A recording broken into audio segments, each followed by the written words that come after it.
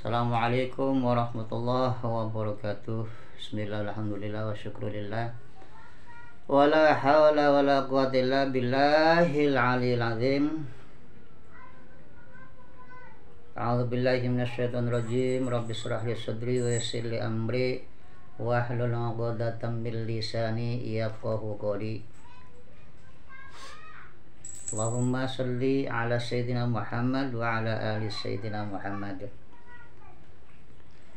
Saudara-saudaraku yang dimuliakan Allah, semoga dalam keadaan sehat walafiat, berlimpah rezeki, yang sempit dilapangkan, yang sakit semoga diberikan kesembuhan, keluarga sakinah mawaddah warahmah, dan selalu dalam berkah Allah.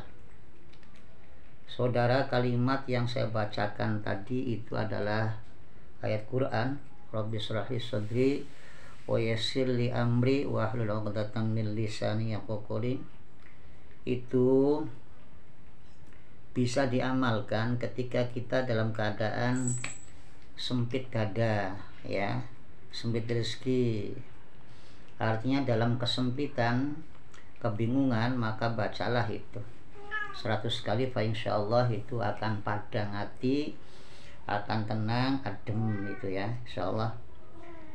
Kalau kita akan menghadapi sesuatu yang sekiranya itu menakutkan, maka janganlah takut dan khawatir, bacakan itu 7 kali. 7 kali tanpa napas. Rabbi shrah li sadri wa yassir li amri wahlul 'uqdatam min lisani yafqahu qawli. Maka dengan keyakinan kita akan bisa menghadapi orang-orang yang kita khawatirkan, orang-orang yang kita takuti dengan keberanian yang tanpa disangka-sangka, bahkan akan membuat apa yang kita sampaikan itu akan menjadi lancar, ya.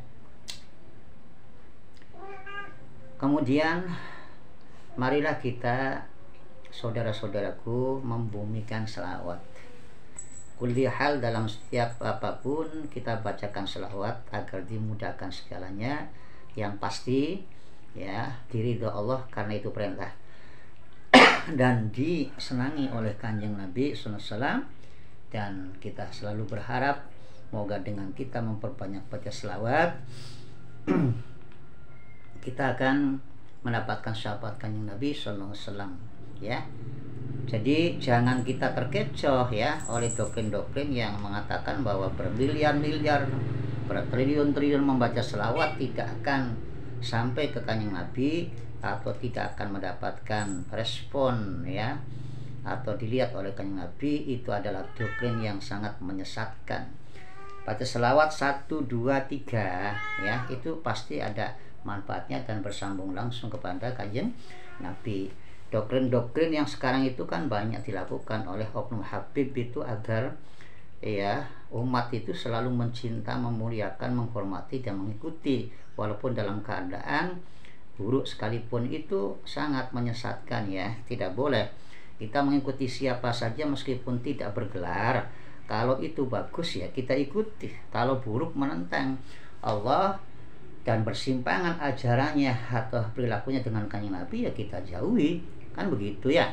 Itulah yang namanya kita membela Allah dan membela Kanjeng Nabi, membela agama itu seperti itu. Bukan berarti baik buruk kemudian kita ikuti, sebab buruk itu kan dibenci Allah dan dibenci Kanjeng Nabi. Kan sangat lucu kalau kita hanya menghormati gelar gitu kan ya. Menghormati gelar ibaratnya menghormati kulit gitu ya, menghormati kulit ya. Sedangkan Allah sendiri kala yang zuri ila suarikum malaki yang zuri ila kulubikum. Allah itu kan melihat amal kita itu dari segi hati. Artinya hati itu berarti melibatkan seluruh badan, karena bimakna, karena makna hati itu adalah hati berarti al-aql, yaitu akal, pikiran ya. Hati itu berarti ar-ruh, artinya roh yang ada seluruh aliran badan ya. Ar-ruh itu kan. Nah, al-qalbu itu al-ail atau al-hikmah.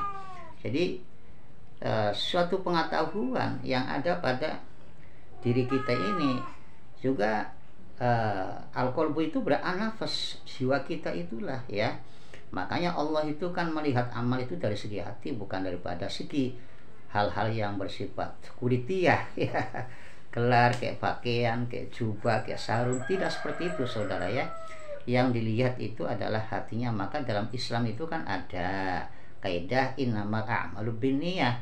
Jadi tiapnya sesuatu ya, apa saja ya, itu kan dilihat daripada segi niatnya. Niatnya bagus akan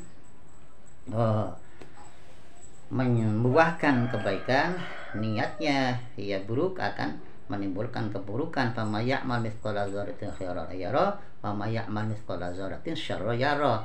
Barang siapa melakukan kebaikan maka akan menerima balasan kebaikan, dan barang siapa yang melakukan keburukan maka dia akan menerima balasan keburukan. Itu yang benar begitu ya. Jadi ini doktrin-doktrin macam itu awas itu ya. Janganlah sampai kita mudah kepencut dan terkecoh itu ya. Nah, adapun yang mulia itu adalah ilmu saudara ya. Ilmu ya. Ilmu yang menghantarkan kita pada jalan takwa Allah. Jangan kita juga takut ya. Nanti kualat itu, nanti tidak dapat syafaat itu. Jangan itu ya. Itu juga menyesatkan itu ya. Yang kualat itu justru mereka-mereka yang suka menghina orang, suka melintir-melintir ayat gitu ya, untuk kepentingan hanya ingin dihargai, dihormati. Itu malah kualat, mencatut nama Nabi ya, hanya untuk kepentingan hawa nafsu yang perilakunya tidak cocok, tidak mengikut pada jalan Nabi.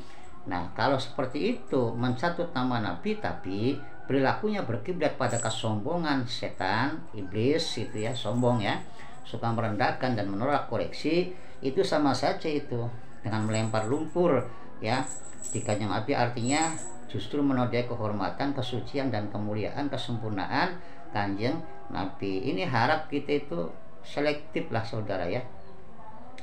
Saudara sekalian yang dimuliakan Allah, ya kita ini orang-orang awam ya, seperti saya pribadi itu prihatin ya dengan adanya ini masalah apa namanya itu kisrun nasab ini ya, kisrun nasab ini.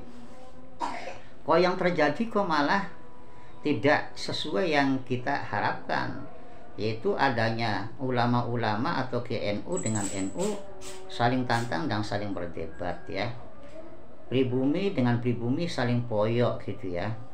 Yang lucu lagi ini yang baru-baru ini, yaitu orang Banten, ulama Banten sama orang Banten itu kok tantang-tantangan gitu loh ya, sesama zuriyahnya Sunan Gunung Jati itu kok tantang-tantangan gitu loh ya, yang seperti yang kita lihat sekarang ini, yaitu dari Pak Qurtubi itu ya, Buya Qurtubi itu yang nantang Kiai Haji Imaduddin gitu, yang dimana beliau itu juga ngaku cucu Sunan Gunung Jati dengan alasan bahwa Imaduddin itu telah membengkokkan sejarah itu kan. Nah, ini yang lucunya itu nih, si Kiai Haji Qurtubi ini kok saat ada yang oknum mengatakan bahwa turunan Wali Songo sudah terputus, diam, enggak kemana itu Kiai Qurtubi itu kok diam gitu loh ya. Artinya iya, Masya Allah, beliau kan sebagai orang pribumi, sebagai orang Banten, sebagai cucu Sunan Gunung Jati kan. Nah, tetapi ketika ada oknum mengatakan bahwa turunan Wali Songo terputus, kok diem. Nah, tiba-tiba sekarang kok ngaku-ngaku gitu loh ya. Dan tiba-tiba sekarang ini kok malah nentang-nentang menuduh ada orang yang coba meluruskan ya, membicarakan tentang ya silsilah nasab Sunan Gunung Jati, kok malah langsung dituduh pembelokan. Artinya dia mungkin pegang sesuatu yang paling lurus, bonggan. Lamun wis menuduh pembelokan, berarti Pak Qurtubi itu akan memberikan sesuatu yang maha lurus. Artinya kalau masih ditentang oleh yang lain, masih diperdebatkan, itu artinya apa? Artinya masih diragukan gitu loh. Kalau masih diragukan, nanti ini pelurusan Qurtubi ini berarti omong kosong, berarti ini berarti hanya kesombongan itu. Apalagi sampai sebelum debat saja itu